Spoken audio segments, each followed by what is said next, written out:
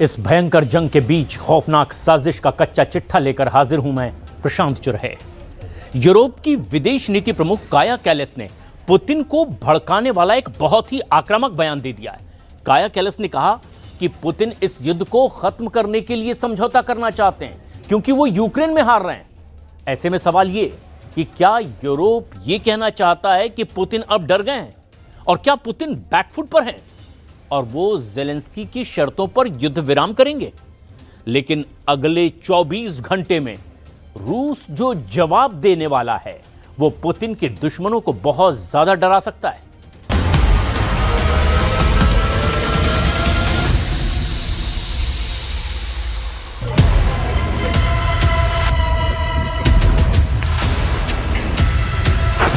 Putin जब Europe पर गुस्सा होते हैं तो जेलेंस्की पर आग बरसाते हैं और जब यूक्रेन जलता है तो पूरे यूरोप, नेटो और व्हाइट हाउस तक कोहराम मचने लगता है। यूक्रेन के जापोरेजिया में हाहाकार की वो तस्वीरें हैं जिसकी दहशत तेजी से फैल रही है। क्या अब यूक्रेन पूरी तरह तबाह होने वाला है? पुतिन का युद्ध भड़काने वाले यूरोप के 3 लीडर कौन हैं? बहुत गौर से देखिए क्योंकि अब यूरोप पर ही टिका हुआ है पूरा यूक्रेन युद्ध। या आप कह सकते हैं कि नेटो माइनस अमेरिका वाले यूरोप को ही अब यूक्रेन में लड़ाई को आगे बढ़ाने का एहसास हो चुका है। पहले है फ्रांस के राष्ट्रपति इमैनुअल मैक्रों, दूसरे हैं ब्रिटेन के प्रधानमंत्री कीर स्टारमर, तीसरे हैं जर्मनी के चांसलर फ्रेडरिक मर्ज और ये तीनों इस वक्त पुतिन की आंखों की सबसे बड़ी किरकिरी बने हुए हैं। Stellen wir weitere 170 Milliarden sofort zur Verfügung, um die Auswirkungen des russischen Terrors gegen die Winterversorgung der Ukraine zu lindern. Kein Wort davon bei dem ersten Beitrag, den wir heute Morgen gehört haben, meine Damen und Herren. Auch das ist ein Zeichen, wie menschlich Sie denken über das Schicksal eines Volkes in unserer unmittelbaren Nachbarschaft, das Sie in diesen Tagen. Germany की तरफ से ऐसा बयान आने की एक बहुत बड़ी वजह भी है। डोनाल्ड ट्रंप, जिन्होंने एक पीस प्लान बनाने के बाद जेलेंस्की को यूरोप की चौखट पर छोड़ दिया है और जेलेंस्की के पास इस वक्त कोई विकल्प नहीं बचा क्योंकि पुतिन ने कह दिया है कि ट्रंप के पीस प्लान को लेकर वो कोई समझौता नहीं करेगा। अमेरिका ने 28 पॉइंट का शांति प्रस्ताव दिया था, पुतिन इस पर राजी थे, लेकिन जेलेंस्की ने इसे मानने से इनकार कर दिया। अब जिनेवा में हुई बैठक में जेलेंस्की की डिमांड पर यूरोप ने एक नया प्रस्ताव बनाया है जिसमें 19 पॉइंट शामिल किए गए हैं। अब पुतिन इससे राजी नहीं है और इसी प्रस्ताव वाले विवाद को जेलेंस्की का जिनेवा कांड माना जा रहा है, जहां वो यूरोप को अपने इशारों पर नचाकर मनमाफिक युद्ध विराम प्रस्ताव तैयार कराना चाहते हैं। Good result from Geneva. And from the meetings and talks that took place there, Ukraine has the framework developed by our teams in Geneva. That framework is on the table, and we are ready to move forward together with the United States of America, with personal engagement of President Trump, and with Europe, with leaders, and with all partners who have their strengths and capacity to help. And I am ready to meet with President Trump. रूस ने साफ कह दिया है कि Ukraine का हल Zelensky के हिसाब से नहीं निकलेगा और जब तक उसकी मांग नहीं मानी जाएगी तब तक जेलेंस्की के शहर पुतिन के गुस्से का सामना करते रहेंगे। रूस ने ऐलान कर दिया है कि वो अमेरिका की तरफ से आए शांति प्रस्ताव को खारिज कर सकता है। रूस ने कहा कि अगर इसमें उसकी मूल मांगों को शामिल नहीं किया गया तो इस पीस प्लान का कोई मतलब नहीं रह जाएगा। Ну, я пока не могу говорить, хотя оно, в принципе, определено. Считанные дни, это значит уже на следующей неделе? Вы же сказали дни, а не недели. Ориентировочно, да, на следующей неделе. Сейчас будем работать. ऐसा कोई दिन नहीं गुजर रहा जब यूक्रेन जख्म नहीं झेल रहा। कभी यूक्रेन की राजधानी टारगेट बनती है तो कभी खार्किव, ओदेसा या फिर जापोरेजिया जैसे शहर। रूस यूक्रेन पर लगातार ड्रोन और मिसाइलों से बड़े जालिम अटैक कर रहा है। ये बात जेलेंस्की बार बार दुनिया को बता रहे हैं, लेकिन ये बताते हुए उन्हें अब 4 साल होने वाले हैं।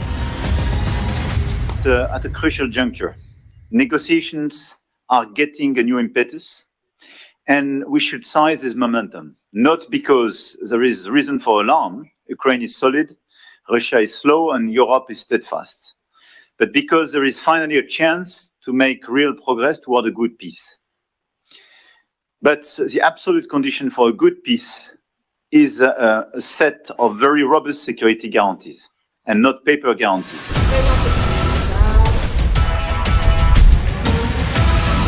इसमें कोई शक नहीं कि फ्रांस बड़ी बड़ी बातें जरूर कर रहा है, लेकिन यूक्रेन के युद्ध में उसे भी अपना नफा नुकसान साफ नजर आ रहा है।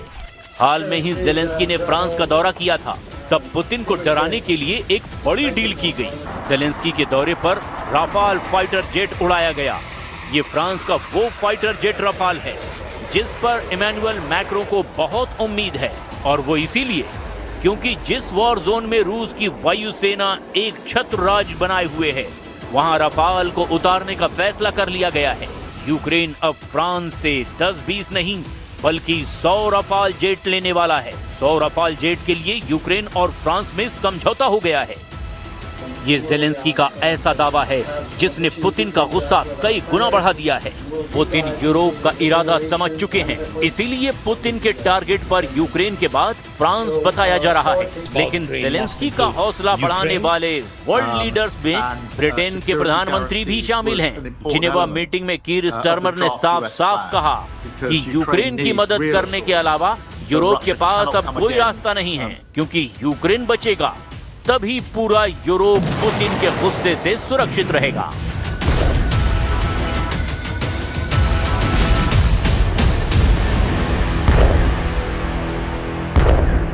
And of course, we need to keep supporting Ukraine's defense. Ukraine is holding the line fearlessly, and it's the line of their sovereignty and their defense, but it's also our line as well, because this is about European freedom, our values and our security. And so the UK will deliver more air defence missiles in the coming week. And I urge everyone in that spirit to dig deep and see what more support you can provide. Trump और Europe की मदद के बिना Ukraine बिल्कुल नहीं टिकेगा, और रूस पूरा यूक्रेन भी हड़प सकता है। ये ज़ेलेंस्की को भी बहुत अच्छी तरह से पता है। और इस वक्त यूक्रेन के हालात कितने खराब हैं, इसे आप एक मोर्चे के हालात को देखकर ही समझ सकते हैं, क्योंकि पुतिन की मिसाइल और ड्रोन पावर अब यूक्रेन की सेना को बुरी तरह से मार रही है।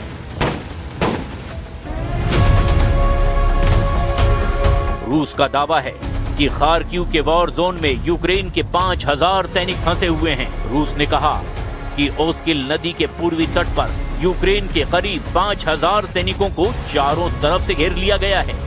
इन हालात में रूस ने अब यूक्रेन पर हथियार डालने का और दबाव बनाना शुरू कर दिया है।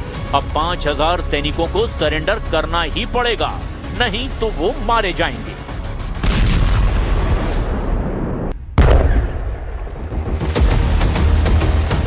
यूक्रेन की इसी मजबूरी को देखकर डोनाल्ड ट्रंप भी ज़ेलेंस्की से कह चुके हैं कि अगर ऐसे ही युद्ध लड़ना है तो लड़ते रहो, क्योंकि उनके दिए गए पीस प्लान को ज़ेलेंस्की और यूरोप ने पहली नजर में ही खारिज कर दिया था। ज़ेलेंस्की ने कहा कि रूस के साथ किसी भी समझौते में ये शर्त जरूर होगी कि वो यूक्रेन को हुए नुकसान की भरपाई करे। ज़ेलेंस्की ने कहा कि कोई भी शांति समझौता तब तक मंजूर नहीं है जब तक रूस पर यह शर्त लागू नहीं की जाएगी। दरअसल रूस लगातार यूक्रेन में बिजली के ठिकानों को टारगेट कर रहा है। इससे यूक्रेन में कई इलाकों में बिजली की समस्या लगातार पैदा हो रही है। यूक्रेन के शहरों में पानी सप्लाई के साथ साथ और हीटिंग की दिक्कत जारी है। कीव में हुए हमले में तो 460 से ज्यादा ड्रोन लॉन्च किए गए और 22 मिसाइलों से हमला किया गया। इन हमलों में 7 लोगों की मौत हो गई, बहुत से लोग घायल भी हुए। ऐसी ही खबरें उस शहर से भी आती है जहां रूस का अटैक होता है। ज़ापोरिज़िया में हुए हमलों ने एक बार फिर यूक्रेन को एहसास दिला दिया कि पुतिन अपनी शर्तों पर ही युद्ध विराम करेंगे और ज़ेलेंस्की की एक नहीं चलने देंगे। I don't know what to think. Looking at what's happened, this doesn't feel much like a peace plan. It doesn't look like. Do you believe in peace? No, if I let myself believe that, then peace will come at a very high cost. the cost of our lives. रूस के drone अब Ukraine से आगे NATO के इलाके में पहुंच चुके हैं। दावा किया गया है कि रूस के 4 ड्रोन मोल्दोवा को पार करके अब रोमानिया की एयर स्पेस में भी दाखिल हुए हैं। रोमानिया नेटो का सदस्य देश है और उसके आसमान में पुतिन के ड्रोन पहुंचने का मतलब है पूरे नेटो में खलबली। रोमानिया के इसी मिलिट्री बेस पर तैनात फाइटर जेट, जिसमें कई नेटो के लड़ाकू विमान भी हैं, वो पुतिन के ड्रोन को रोकने के लिए एक्टिव कर दिए गए हैं। Incursiune a unei drone rusești, o nouă provocare a Rusiei la adresa României, o dronă pe care armata română și Eurofighterele germane au încercat să o dea jos. A fost găsită o dronă undeva în județul Vaslui, o dronă fără încărcătură, probabil este aceeași dronă pe care au încercat să o dea jos avioanele au. Romania के एक military base पर हलचल अचानक बढ़ी है। यहाँ अमेरिकी सैनिक पहुंचे हैं। रोमानिया के सैन्य अधिकारियों को जब ये पता चला कि रूस अब रोमानिया को अपनी जद में ले रहा है तो बहुत ज्यादा चौकन्ने हो गए। रोमानिया के मिलिट्री बेस पर जर्मनी के यूरो फाइटर टाइफून भी देखे जा सकते हैं, जो नेटो का फ्रंटलाइन लड़ाकू विमान है। ब्लैक हॉक हेलीकॉप्टर भी उड़ान भर रहे हैं।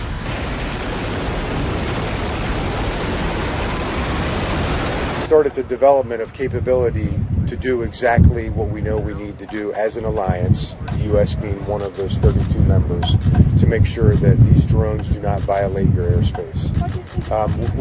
We have tested it, and it is in the final stages of being employed. Romanian soldiers and other alliance soldiers have been trained on this capability. NATO की यही ताकत ज़ेलेंस्की का जोश वाला मीटर भी हाई रखती है। पुतिन के हमलों के जवाब में यूक्रेन भी अटैक कर रहा है। काला सागर में रूस के एक बंदरगाह पर ज़ेलेंस्की ने ड्रोन से अटैक किया है, जिसमें रूसी सेना के जहाजों को टारगेट किया गया।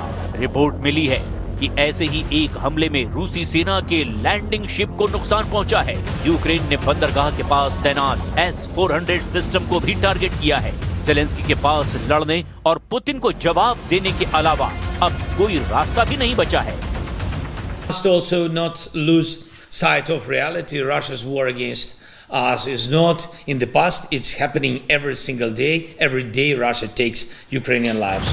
यूक्रेन 4 साल से जिस युद्ध में खुद को बचाने की कोशिश कर रहा है, उसमें हर उम्मीद के साथ एक बड़े झटके की खबर भी जरूर मिलती है। फिलहाल यूक्रेन ने ट्रम्प के 28 पॉइंट वाले पीस प्लान में बड़ा फेरबदल किया है। ज़ेलेंस्की किसी भी सूरत में पीछे हटने को तैयार नहीं, लेकिन अब नेटो ने ज़ेलेंस्की के साथ मिलकर जो 19 पॉइंट का एजेंडा तैयार किया है, वही पुतिन के सबसे ताजा गुस्से की वजह बन रहा है।